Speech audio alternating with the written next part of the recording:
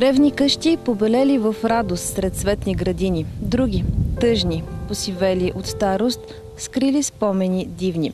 Това е един от стиховете, който може да прочетете в книгата на Дънеков за жребичко, която не случайно носи името "Началото и края на света".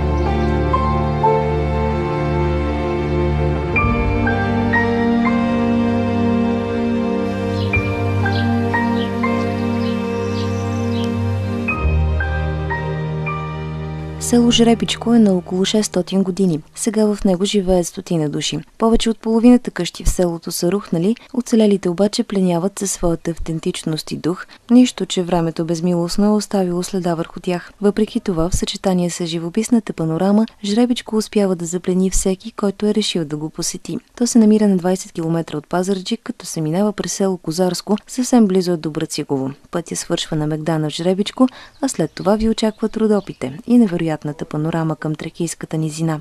Както казва един от неговите жители, с когото ще ви запознаем по-късно, усещането за девственост тук се дължи на факта, че селцето е разположено малко встрани от магистралите на задъханото ежедневие, а почти никой не си прави труда да се отклони, за да го види. Стъпиш ли в селото, те обхваща усещане за необятност. Наляво гора, вдясно скали, а отгоре само Бог. И някак си шосето назад се превръща в обект на презрение, като текчител на бивша любовница. И както казва нашия приятел тук, иде ти да захвърлиш GSM-а си в кълдъръма и да дадеш личната си карта на някое незакусило козле.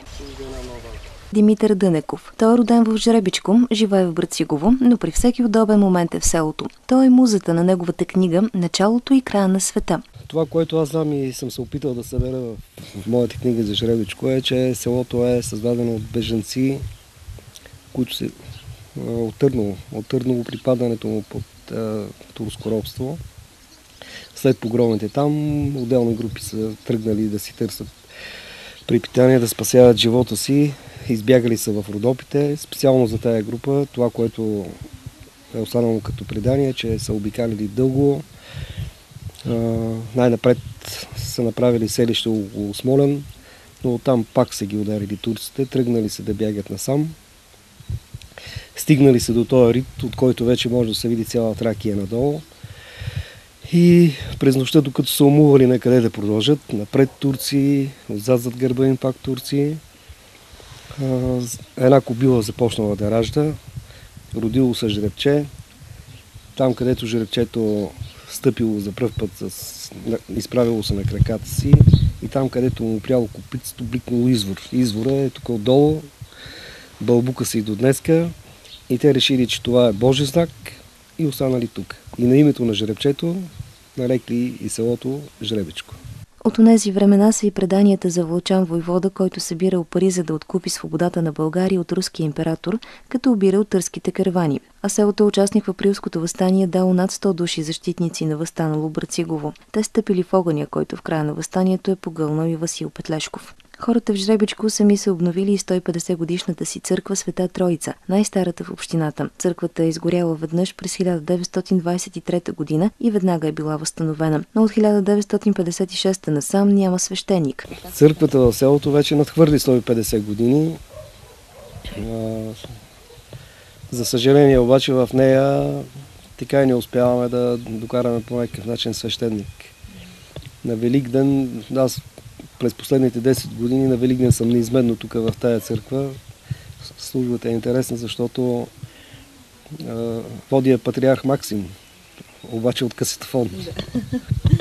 От един касетофон всичко си е наред, само че не може да се случи в момента, да кажем точно в 12 часа да се каже Христос Воскресе. Може да дойде по-рано, по-късно. Така е.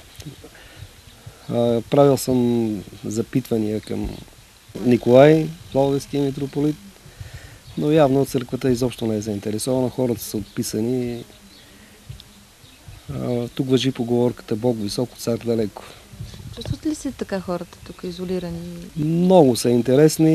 Не бих казал, че чувстват някаква изолация. Те са свикнали за своя начин за живот, имат си себе си, живеят си своя живот. Аз не съм чул никой да хленчи и да се оплаква. Родом съм тук, но живея в Пловдив. Много хубаво се И пролетта сме тук цяло лято. Водата е хубава, въздуха хубав, хората хубави, всичко е хубаво. Но лошо е, че са много малко хорицата. Гости ни водите? Ами гости, братовчетка ми идва тя. Харесва им на хората, не? Харесва им. Да знаете какво беше преди години? Нямам думи. Какво беше? Хора, празници на Илинден. Там ония дядо много знае. Бе, Илия! Всяка неделя, всяка мала правим оро. Всяка неделя. Нямаше неделя да идиш на работа, всички се разбира и играем на мали. Свирим, играят. Ти на колко си години?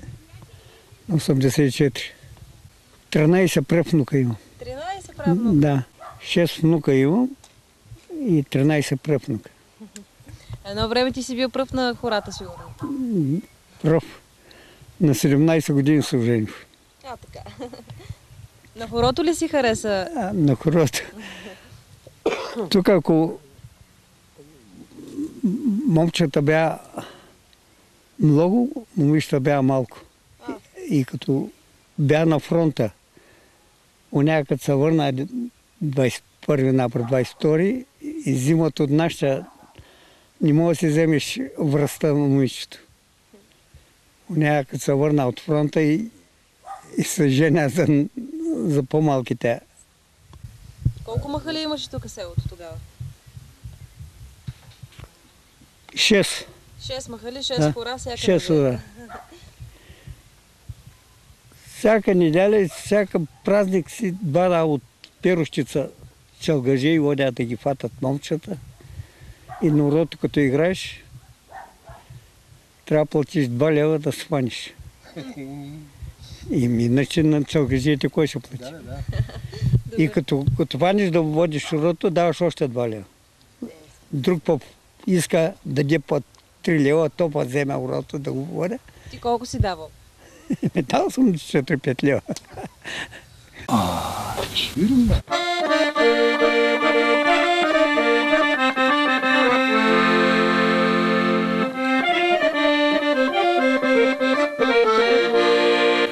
...20 години повече по сватби съм свирил. Тук в Равногор съм свирил 16 години по сватби. Като свирим 4 седмици. 4 седмици като свирам по 4 дара, никак сега на китка няма. 4 дара по 4-16. Кума не може да вземе толкова дар.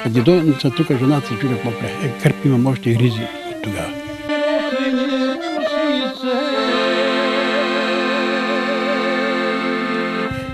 Бях на времето тромпетист, музикант в Съюза, бях на работа тук по национални обекти, занимавам се с пътни строителни машини. А сега свирите ли още на тромпет? Не, зарязал съм го от 10 години вече. Какво правите сега? Сега съм козар и имам кози, това е. Гледате си? Гледам козите. Село Жребичко изобилства от природни феномени. Най-любимият такъв е куката. Кацнал на нея на човек не му остава друго, освен да се рее над ширналите се хребети и хоризонти. Имате ли си вие тук любимо място в самото село или в околото? Куката е една скала, която е стъпила точно над извора, за който казахме. Погледната отстрани, мен лично ми прилича като глава на динозавър. Достъпна е и когато човек стигне до нея, може да седне даже на главата на динозавъра и гледката, която се открива, е невероятна, особено по време на залез. Идват ли туристи тук? Малко, защото общо взето селото не е известно, което е малко куриозно, тъй като се намира само на 20-30 км и от Пазарджик и от Пловдив, на 7 км от главния път, но е скътано тук в полите на Балкана и обикновено като дойдат хората унимяват, защото не са видяли такава гледка, но не е популяризирано.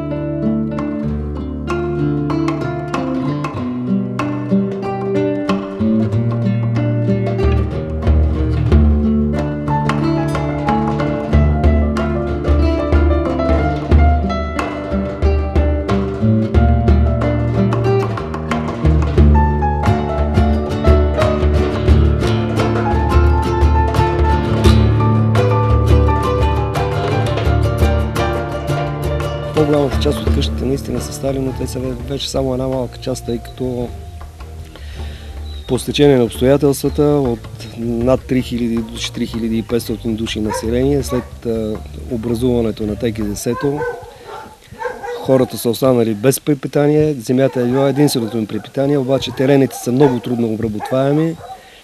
Те просто са били принудени да търсят, да спасяват по някакъв начин в градовете, в равнината, и от 3500 човека към момента живеят около 60. Главно старци, младежите са само 2 или 3, деца няма. Училището, което е имало 350 ученика до 7 клас преди години, и то преди не много години, вече не съществува и даже е изгоряло. Запечатано ми е, например, самото изселване. Когато си тръгвахме, моето семейство е голямо. Тогава бяхме 6 деца, после станахме 7. И когато семейството ми тръгна, по-големите ми брати и сестри не искаха да тръгват. Баща ми беше натоварил каруцата с покъшнина, отиваме към града, към Брацигово. Те обаче не искаха да си тръгват и беше доста забавно. Той ги вика, те бягат назад и накрая вече примириха се, няма как, закрачиха след каруцата и поехме надолу към равнината. И то беше много отдавна, 53-та.